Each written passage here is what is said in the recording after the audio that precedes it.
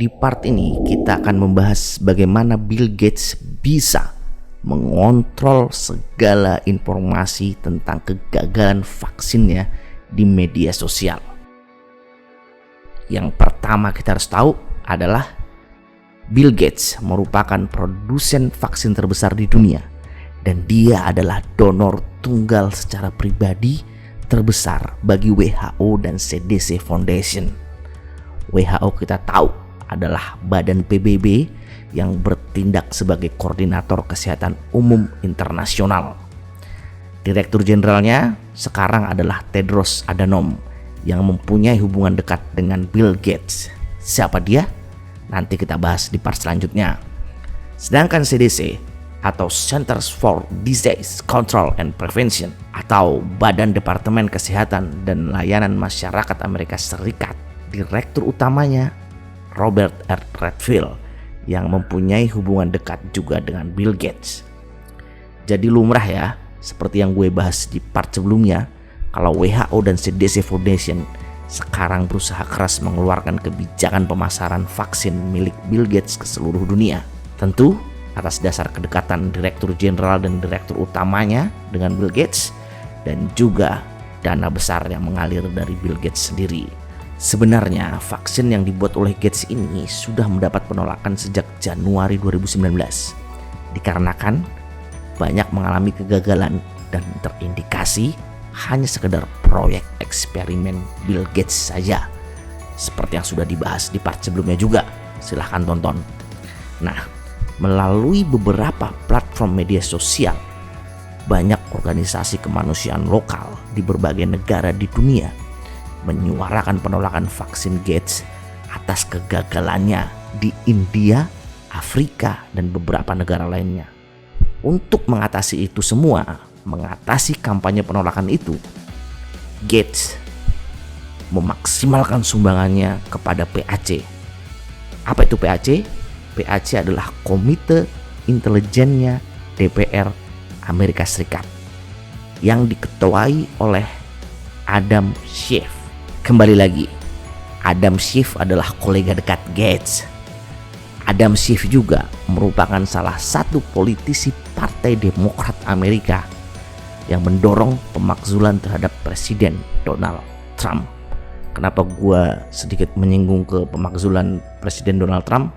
Karena ada sangkut pautnya, terutama dengan kejadian-kejadian kemarin ya.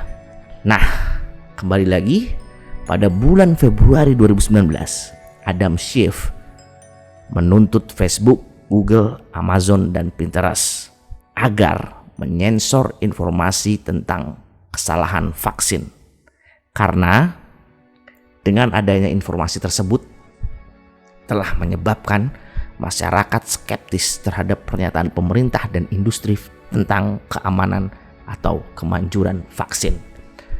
Dalam tuntutannya, Adam Schiff menulis bahwa vaksin itu efektif dan aman. Tidak ada bukti yang menunjukkan bahwa vaksin menyebabkan penyakit yang mengancam jiwa atau melumpuhkan. Tetapi kenyataannya seperti yang gua bahas di part sebelumnya, bagaimana tentang kegagalan vaksin di India yang bahkan sekarang masih dituntut, sedang diproses oleh Mahkamah Agung India itu sendiri. Lalu kegagalan di Afrika seperti apa? Nah, itu adalah fakta yang sebenarnya. Setelah dituntut oleh Bill Gates dan Komite Intelijennya DPR Amerika Serikat, Facebook, Google, dan Pinterest kemudian menyatakan mereka akan bergantung kepada WHO, CDC Foundation, dan Bill Gates untuk menentukan pernyataan online mana saja yang hoax tentang vaksin Bill Gates. Kemudian Facebook dan Google menyewa fact checker atau PolitiFact. Apa itu? Itu adalah aplikasi online yang mampu mendeteksi mana informasi hoax atau fakta. Tetapi tentunya sudah diprogram oleh yang punya. Nah, faktanya yang punya atau penyandang dana terbesar di fact checker adalah Gates Foundation. Bill Gates lagi. Jadi selalu berputar di lingkaran yang sama, Bill Gates mengontrol WHO sampai dengan media sosial. Dengan kekayaannya, semuanya bisa dibeli. Jadi kita sudah tahu poinnya seperti apa.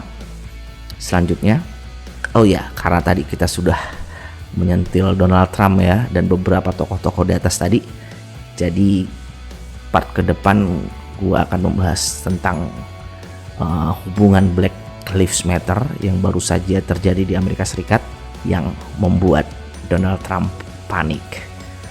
Adakah motif politik di belakangnya? Adakah kepentingan vaksin Gates ikut campur tangan di sana? Obama mungkin? Tunggu saja. Kita tahu sendiri bagaimana kerasnya Donald Trump menantang WHO. Terima kasih. Salam anti pecah belah.